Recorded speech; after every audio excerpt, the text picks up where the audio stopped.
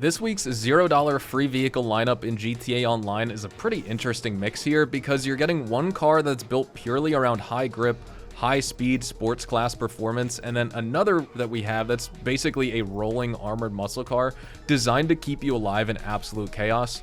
One's more about precision driving, smooth inputs, and maximizing some corner speed. And then that other one we're going to be talking about is just built to shrug off missiles, outrun some threats, whether it's PvE or PvP, and then just survive situations that most normal cars simply would not. So if you're looking to add both a strong all-around sports class car and one of the toughest civilian vehicles in the entire game to your garage for $0 and save almost $4 million on good cars in GTA Online, then this is definitely a week that you don't want to miss out before the update ends next Thursday.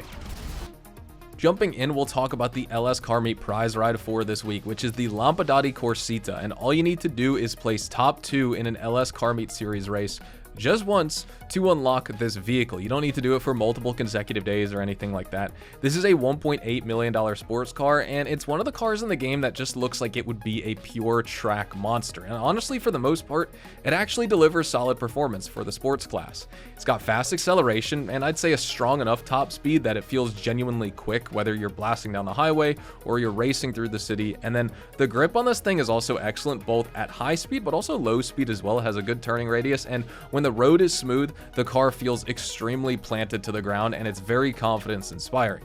But the trade-off comes from this car's stiff suspension and its extremely low ride height, because once you introduce some bumps onto the road, or you have some elevation changes, or just uneven road surfaces in general, you can unsettle this car very quickly.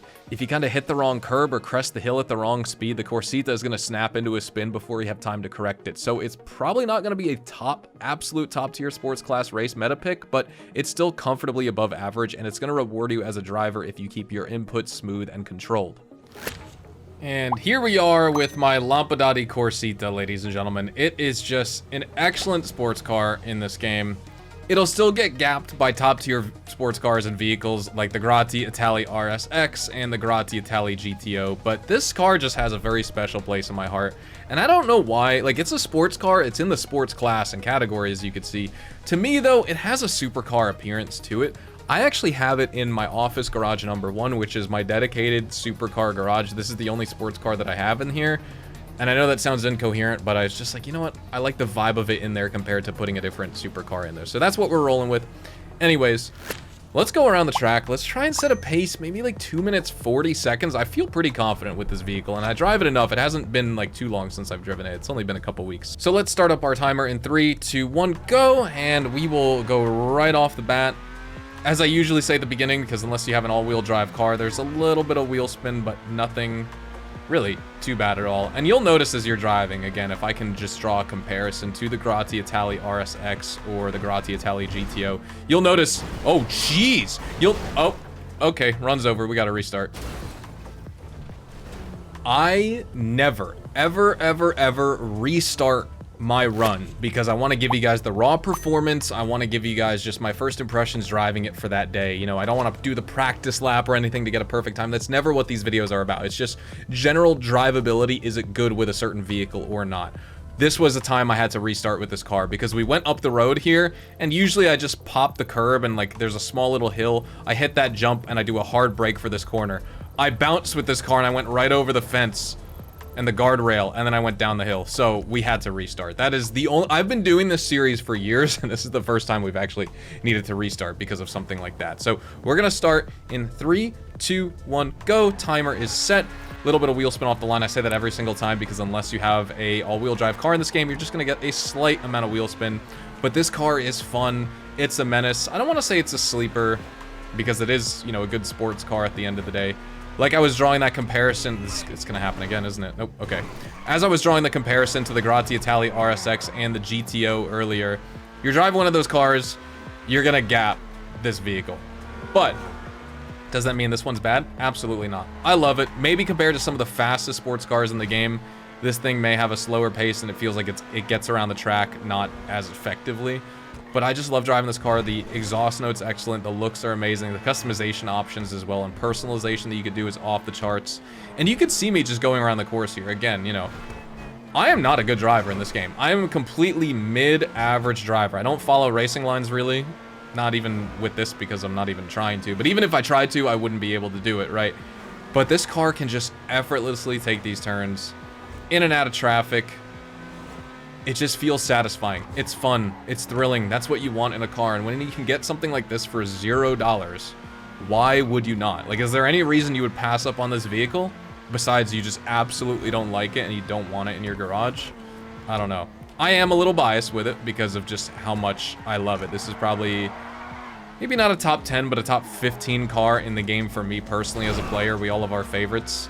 And so I want to leave that out of my review, how much I love it, even though I'm saying it a ton. But really, when it comes to the performance, it's good. It's a little bit above average. It's not top tier, and I'm not going to claim it is because it's just objectively is not. But is it passable? And for $0, you get a ton of value out of it? 100%. Feels good. Even on these types of hills where we're changing elevation, we're going up, sloping over, and going to the left. This car doesn't lose the grip. Sometimes it can. Like I was talking about in the commentary, you know, the post commentary while I was showcasing the customization. This car does have a problem because it is like so low to the ground. It should have a low center of gravity, but that can cause issues if it starts to flip and things of the like. If you catch a curve, this thing can get caught. Sort of like the overflawed Xeno, where sometimes if you hit a curb at the wrong direction, the car will just stop. Unfortunately, with this one, if you slam the suspension, the same thing will happen. But not to the same extent. And so I just go with street suspension. I don't go with competition. We're done here in 3, 2, 1. What are we getting? 2-minute 30-second time. Or excuse me, 2-minute 37-second time. So we beat the 240 I wanted to set. Man, this car performed well. That's really quick for a sports car, honestly. Usually under 240 is supercar level. I mean, I guess some supercars were also going less than 230. So high 230s like we set with this, 237 was the time. That is still sports car range for a time on that lap. But that's very good. Just like exactly I was talking about. The upper tier of sports cars, not the top, but right below that, that is where the Lampadati Corsita sits. For the other $0 car this week, we have the Diamond Casino Podium vehicle, which is the Bravado Buffalo EVX. This is a $2.14 million Imani Tech vehicle, and it stands as one of the toughest non-military cars in all of GTA Online, largely thanks to how electric vehicles are modeled in the game.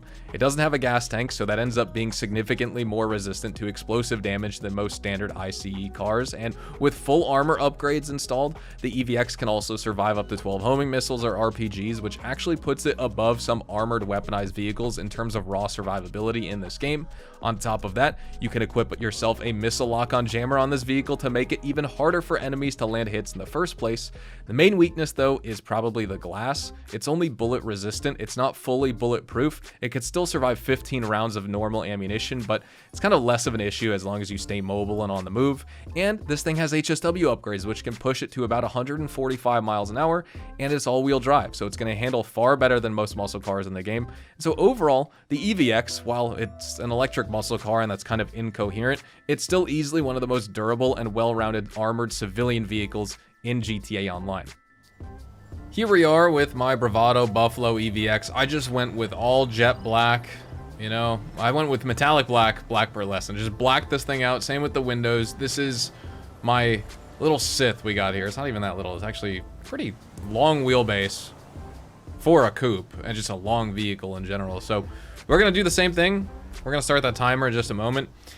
Keep an eye on the acceleration here because it's kind of interesting.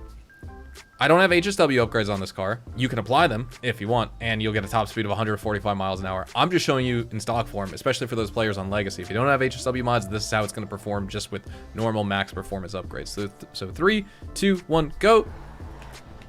I mean, it hooks up kind of right away. You can see it just kind of like drags, especially if you're going up a hill. This thing does not want to accelerate super fast.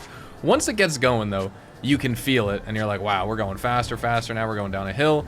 And then you just notice it tops out. That's every single electric car, sort of. But with this one, you notice, wow, the braking. Holy.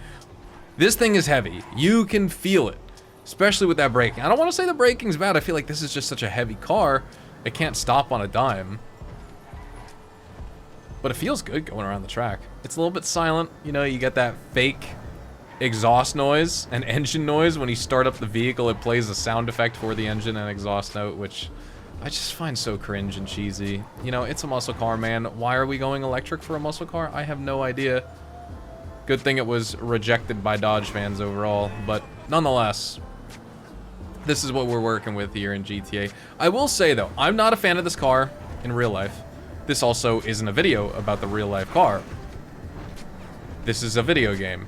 And I will say, in this video game of GTA Online, I do like the look of it. Like, the front end is kind of cool. Oh, and the rear, I mean, it doesn't look like a normal Dodge Charger, Dodge Challenger. I mean, they really kind of just went out on a leg here to try out this look of this vehicle. But in this game, I really don't mind it that much. I would never buy this thing IRL. Ooh, little, I don't want to say that's oversteer, just a little bit of sliding right there. Is this thing a secret drift machine? Remains to be seen, right? I think we're setting kind of a good pace overall. Maybe a little bit slower than I wanted to go, but I don't think this is going to be over a 3-minute car, which would be abysmal. Anything that's over 3 minutes is just objectively slow for this course. This has been like very, very tame. There hasn't been that much traffic in my way. I also feel like I haven't maybe pushed this car to its absolute limit. But yeah, if you could just hang on the throttle, I mean, this thing does feel quick enough. And it hangs in the corners despite the weight. You know, the braking is where you notice it's not the best, but handling-wise, it feels nice. The rear end consistently wants to step out on you. Not bad, but you'll just feel it start to slip and slide a little bit more and more, and then you've got to watch out if you don't want to, like, overcorrect in response to it. It'll let you know. You could definitely see when it's about to happen. But it does happen nonetheless. Oh, thank God we didn't hit that telephone pole. I was going to say that's going to really screw us. You let off the gas, you let off the throttle, you'll see this thing slow down, and it's just hard to pick back up because the acceleration isn't great. But overall, time-wise, not as bad as I thought it would be. 2 minutes, 48 seconds on the track. It really isn't that bad for this car. I thought we were going to be in 2-minute, 50-second range. Because when you are coming from a dig, you know, you're coming from a stop, you jam on the gas, this car just does not want to go. It feels like it's just painfully struggling to get up to speed. But once it gets up there, it's kind of nice. Cool car. And again, the Amani Tech upgrades is really, I think, where this thing shines. As a civilian armored vehicle, this is one of the best you can get. You know, everyone likes the Omnis EGT before the Ocelot Virtue came into the game. The Buffalo EVX is also solid because you get Amani Tech, you get bullet-resistant glass that can absorb 15 rounds of standard ammunition fire. You know, if someone's using AP rounds, it's a little bit different. It'll still rip right through the glass. But 15 rounds of normal gunfire. And you have armor plating. You can survive 12 RPGs or 12 homing missiles. It's both because it's an electric car. It's not an ICE car with a gas tank, so it won't blow up from less RPGs or anything like that. And you get HSW. You get the trifecta of everything. And the missile lock-on jammer. This is a very, very good car for survivability. And it's a civilian car. It's not, you know, a military or weaponized vehicle that otherwise wouldn't be available to, like, civilians, right? This is just a normal civilian car with all the best modifications in the game. So, yeah, I think with all that being said, we're going to wrap things up right here. You got to get an inside look at the Lampadati Corsita to save all those millions on that vehicle. You get to save about $2,140,000 on the Buffalo EVX if you win it off the podium this week, and we flip. That's nice. Thank you guys so much for watching today's video. Drop a like if you guys did want to enjoy. Consider subscribing to the channel if you are new and you want to see more GTA Online content just like this. I come out with my free vehicles guide every single day on Friday and my weekly update money guide. Friday's always a double upload day here on the channel if you want a bunch of long-form content. But also check me out over on Twitch, Twitter, and Instagram, specifically twitch.tv/HazardoushDTV for more GTA Online money grinding live streams. And again, have a fantastic day. I'll see you guys later this weekend with some brand new GTA videos. Adios, amigos.